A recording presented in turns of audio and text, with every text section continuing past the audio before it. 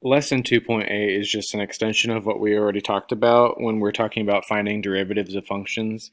We're going to use the limit as h approaches 0 form of the derivative to solve the following examples. So let's start with square root x. You probably looked at this already um, in the last lesson, but we're going to go ahead and do it again.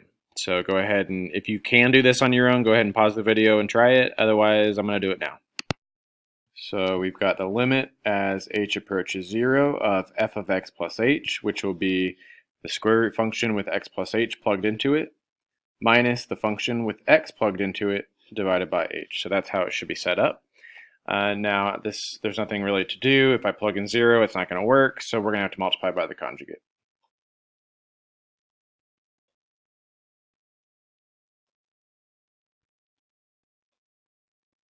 Okay, so that's going to give me x plus h, because the radicals will cancel. It'll give me radical x plus h, and negative radical x plus h. And we know with conjugates that those middle two terms are always going to cancel. And then we're going to have negative radical x times positive radical x, which will just be negative x, because the radicals will cancel. In the denominator, don't waste time distributing this h. Always leave your denominator alone. What we're going to see on top is we don't need these parentheses because we're not multiplying by anything, and these x's cancel.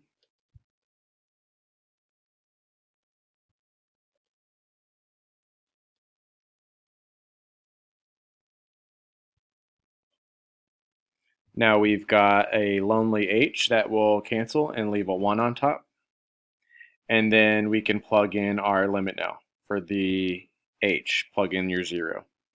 So we're going to have 1 over radical x plus 0 plus radical x, which is just 1 over 2 radical x. So this is the derivative. That is the derivative, f prime, and it says it wants us to state the domain.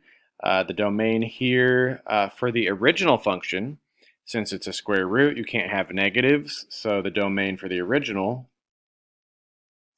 is 0 to infinity. And there's a bracket on 0 because you can take the square root of 0. It is 0. It's not imaginary.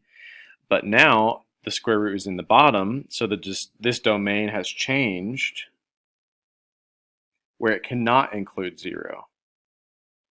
So it is more restrictive now that the radical is in the denominator because, yes, we can take the square root of 0, but we can't divide by that 0 once we've taken the square root. So now that bracket has turned into parentheses. Here we have a harder example, so go ahead and see if you can find the derivative of it, and then check your work with me. So first check to see if you set it up the right way. You've got the function with x plus h plugged in for each of the x values. So this is f of x plus h right here, minus f of x with x's for the x's, all over h. Then you can see in green that I'm finding a common denominator. So this denominator, 2 plus x, I'm giving it to the top and bottom of this fraction. This denominator, 2 plus x plus h, I'm giving it to the top and bottom of the other fraction. So in the next step, that is what I've done.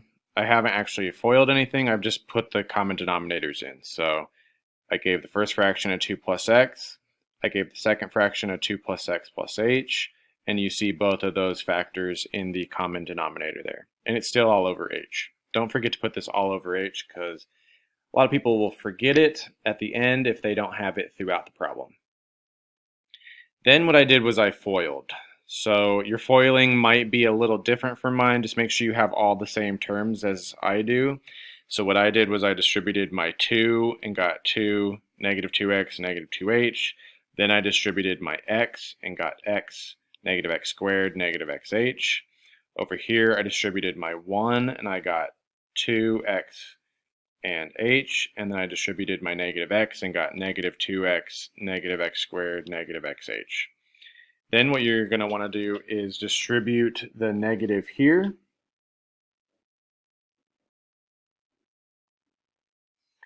and you should be able to cancel a bunch of things. So let's go through and cancel.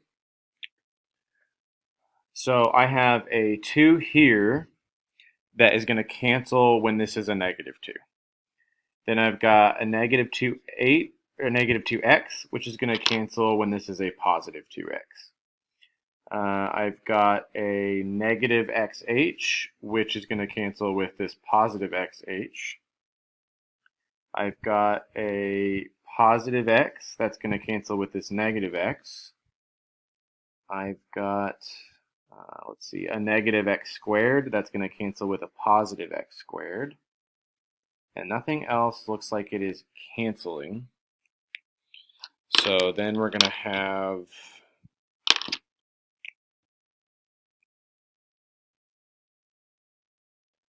a -2h and a -h, which looks like that's a -3h.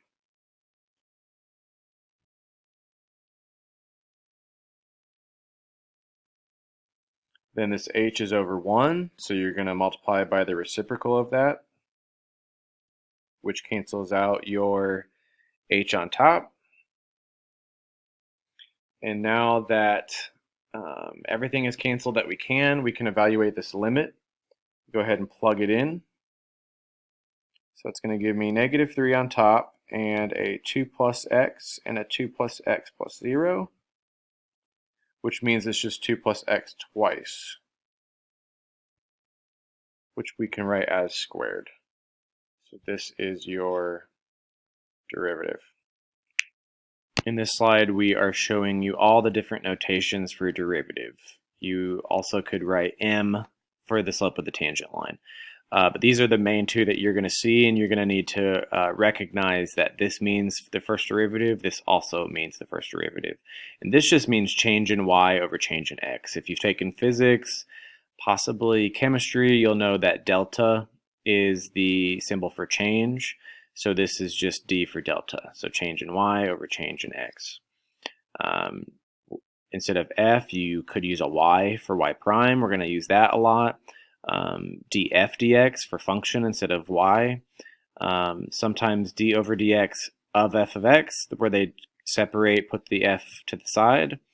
And sometimes just capital D f of x, capital D x f of x. So this just says with respect to x. Like I said, the d's just mean change in, so that's what that delta is for. Now we need to talk about differentiability. So a function is differentiable at a if the derivative exists there. So that's pretty self-explanatory. If there's a derivative, it's differentiable. It's differentiable on an open interval a to b, or a to infinity, or negative infinity to a, or negative infinity to infinity, if it's differentiable at every number in the interval. So you can only say it's differentiable in an interval if it is differentiable at every single number in the interval. But it does not have to be differentiable at the endpoints, which is why it's an open interval and there's no brackets there. Another useful thing is if it's differentiable, it's automatically continuous. So if we know it's differentiable, we don't have to check continuity, we know the continuity. Where is a function not differentiable? That'd be if there's any direction change that happens abruptly, and we call that a corner or a kink. If there's a discontinuity, it will not be differentiable there. So that means if there is an asymptote or a hole or a jump, that is not going to be differentiable. If there is a vertical tangent line, so if our slope is undefined, then if there's no slope, there's no derivative, so it's not differentiable. This is a corner or a kink, so it is not differentiable at this a. This is a jump, so this is not, or a discontinuity, so it's not differentiable at a. This has a vertical tangent line. If I were to find the slope of this blue line, it's undefined, so there's no derivative and it's not differentiable. We can see the reason a kink has no derivative is if it's rounded, so this does not have a kink. If it's rounded, I can zoom in on the curve, and the curve becomes a line, and we can find the slope of that line. So that's how we can find the derivative. Here, when you zoom in on a kink, the kink doesn't change. It does not turn into a line. It stays a kink. So we will never be able to find a derivative of a line because it never turns into a line. There's such things as higher derivatives. We've been talking about first derivatives, but we also can find second derivatives. So if you see a double prime, that means it wants the second derivative.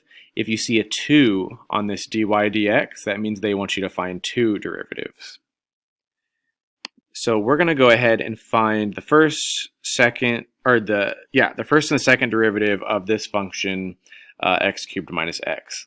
So you can't go right into finding the second. In order to find the second, you have to find the first derivative first. So let's do that now. All right, let's start with our first derivative. We're going to have the limit as h approaches 0 of x plus h cubed minus x plus h. So that's f of x plus h minus f of x, so everything just with an x, all over h. What I've got here is a cube. You can FOIL this twice, or I'd like to go ahead and use Pascal's triangle to make the foiling faster. So those are my leading coefficients. So we're going to have 1 x cubed plus 3x squared h plus 3x h squared plus 1 h cubed. And that is foiling just that first parentheses there. Distribute the negative here. Distribute the negative here.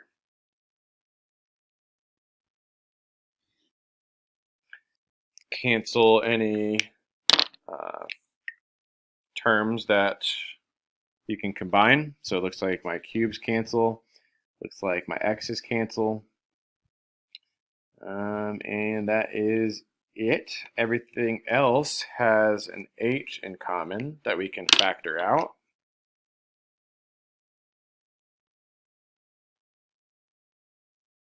So that leaves 3x squared, 3xh, h squared, and minus 1. When we factor out that h, that allows us to cancel this h, and now we can evaluate our limit and plug that in for any remaining h's. If I plug in 0, that leaves me with 3x squared, a 0, plus a 0, and a minus 1. So this is my first derivative. Now we're going to find our second derivative. So we're going to find the derivative using this as our function. So our second derivative will be the limit as h approaches 0 of f prime of x plus h. So 3x plus h squared minus 1 minus f prime of x. So just that with x plugged in all over h. Okay, then we're going to FOIL that.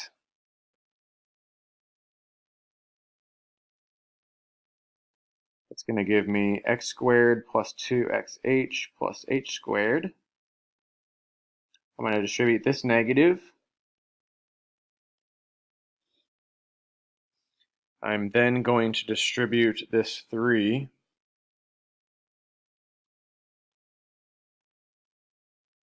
So I've got 3x squared, 6xh, 3h squared.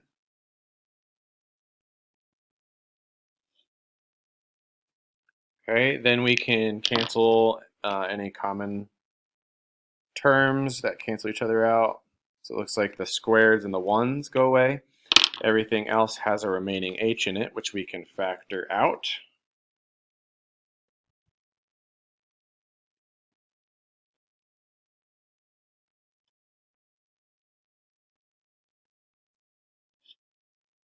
Which then allows me to cancel my h.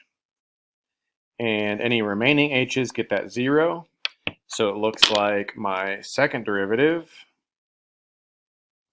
is just 6x. Just 6x.